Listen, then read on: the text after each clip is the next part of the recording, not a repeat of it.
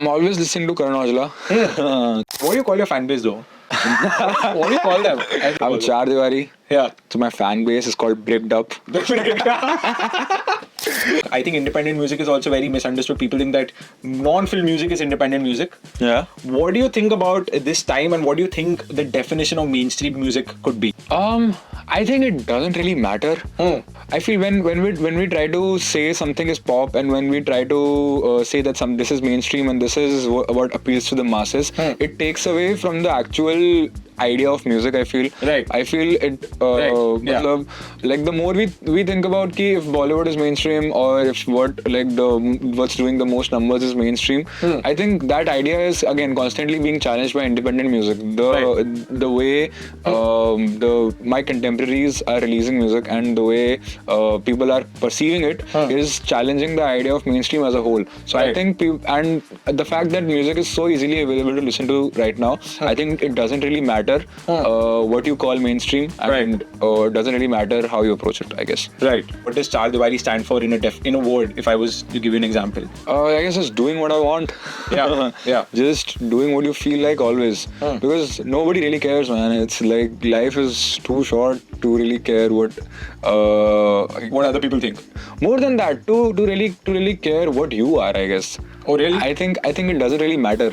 So at least to me, Yeah. that what I like. I don't stand like for anything. I just want to do what I want to do. Yeah. I think that's my ultimate goal. Right. So you are someone who really follows his instincts. Yeah. Your definition of yourself is ever evolving. Yeah, for you it. want to fixate yourself to something. For sure. I saw your podcast with Prakhar as well, Yeah. where you spoke about being by yourself a lot, and I could relate to that as well in my childhood. Are you more of a studio artist inherently, or you feel that there's a hidden performer within you that has found his place, or both? I'm still getting good with the performance part. I feel I'm just when I'm on stage, I have a lot of energy, and I feel the energy communicates with the audience. Right. But right now, I want to work on, I guess, the theatrics part of it. I want to orchestrate a little more. I want to refine it a little more. I want to make my sets a little tighter. Right. But I guess I'll do that once I have a little more discography in place. Right. Yeah. Right. And who are the top 3 performers according to you across the world? People that you've looked up to? I recently saw Jasmine Sandals. Oh, yeah. At All About Music. Right. I think that was some of the best things. Oh, really? Man, that was crazy, bro. The way she comes on stage and the way she just moves is so engaging. Another great performer is Dhanji. Yeah. From Ahmedabad. This is an artist. So that guy also, the way he just. I guess these people, they have a lot to do. It has a lot to do with just their being. When they are on stage, they are, I guess, in a way, connected with. I feel they're connected with the divine a little bit. Yeah. Yeah. When great artists are on stage, it feels like something bigger than a human. Right. They're an outlet for something that is coming through. Yeah. They're a medium. They're a medium, correct. And another great artist I've seen is Shubh Saran. Okay. So this guy is a guitarist primarily, but he makes some beautiful songs. So yeah, Shubh Saran is another one. Right. You just mentioned some artists. I'd love to know from you, who are the artists that you are currently bopping to? Who are the artists that you are listening to at this point in time? I'm always listening to Karan Aujla. What's your top 3 Karan Aujla tracks? Right now, I think Winning Speech is something that I'm listening to again and again. Antidote? Antidote is good. Bachke Bachke is a classic. Oh, yeah. And I guess a lot of things. The whole of Making Memories is a great album, I feel. Yeah, for sure. Yeah. And I think that's the one that really got him into the Hindi belt as well. Yeah. I think Vicky Kaushal vibing for an artist is always a good thing. Yeah. But I'd love to know from you, brother. There's a very interesting time that our music scene is seeing at this point of time. You, of course, had some great collaborations with Bharg in the form of Roshni, and you've also been a part of Ladke Convict with Yashraj. HMK, Yashraj, and of course, you were not on a track with HMK. Yeah. But what do you think about these forces to reckon with, and where do you see yourself in this picture at this point of time? I think I don't like to think too much about myself. I like to just think about. I like to look inside than the way that I'm perceived. Yeah. I think perception is very temporary.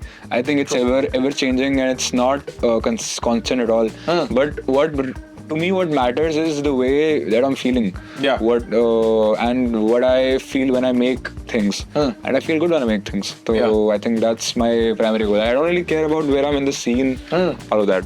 What's the emotion that ran through your body when you created this track that you've released, Love Ek Soka? I was just jumping around. Really? I was the happiest man on earth when I made the song. Yeah. I really like making music, man. Yeah. I was supposed to be working on a different project. I was supposed to be working on my EP. But I guess this song just kind of came to me and I couldn't help myself. So I spent like a whole day just experimenting with sounds with like synth basses and stuff. So yeah, just played around and was having fun. What is the process of creating a Chaar Diwaari track if everything goes according to plan? No idea. Again, this whole thing is ever changing. A lot of what I do, a lot of what I am, a lot of what I want to become is all evolving. So yeah, I don't really have like a process. I don't have a fixed template of making a Diwali song, but it's more of whatever feels right. Right. Yeah. What is Garv Taneja when he's not Chaar Diwaari? Damn, 10 marker. 10 marker question. 500 word answer. Yeah. 500 word essay. Yeah. Just a dude, man. Just a dude? Yeah. This is something that I think about a lot. That sometimes I read things on the internet that people say about me, and I feel ki I used to be on the other end of the spectrum, just like I was the one who was typing and now I'm reading. Right. So it just feels very weird ki somewhere along the way, I don't know like where the shift happened, ki I'm on the part of being perceived now. Right. But I don't know, man. I guess I'm just a guy. Just a guy. What is that manifestation that you'd like to make for yourself in the next 10 years? I just want to be happy, man. You just want to be happy? Yeah. That's a great manifestation. Yeah. There's nothing wrong in that. Yeah, I just want to be satisfied with what I do. Yeah. That's all, because that's really hard to do. Yeah. So you're process oriented rather than result oriented. Of course, 100%. Right. Crazy. And brother, just to end things up, what is in store for what do you call your fan base though? I don't call them anything. I don't know. Bricked up is nice. Yeah, I think that's a good one. I think that's a good one, bro. It's a good one. So what would you want to say to your fellow bricks? What would Bob the Builder want to say to his bricks? I would want to say ki be the highest version of yourself. Believe in what you do. Somewhere Snoop Dogg is taking notes. And do what you want. That's the most important thing. Do what you want and keep doing it. That's all. Wonderful. Brother, I am genuinely loving your ideology and how detached you are, at the same time how involved you are with your work. Yeah. And I think that's something that a lot of fellow artists should take notes to. Yeah. And I really appreciate you being so real about yourself. Thank you so much for doing this. I hope it was a good time for you, brother. Great time. Thank you, brother. Thank you. 94.3 Radio 1.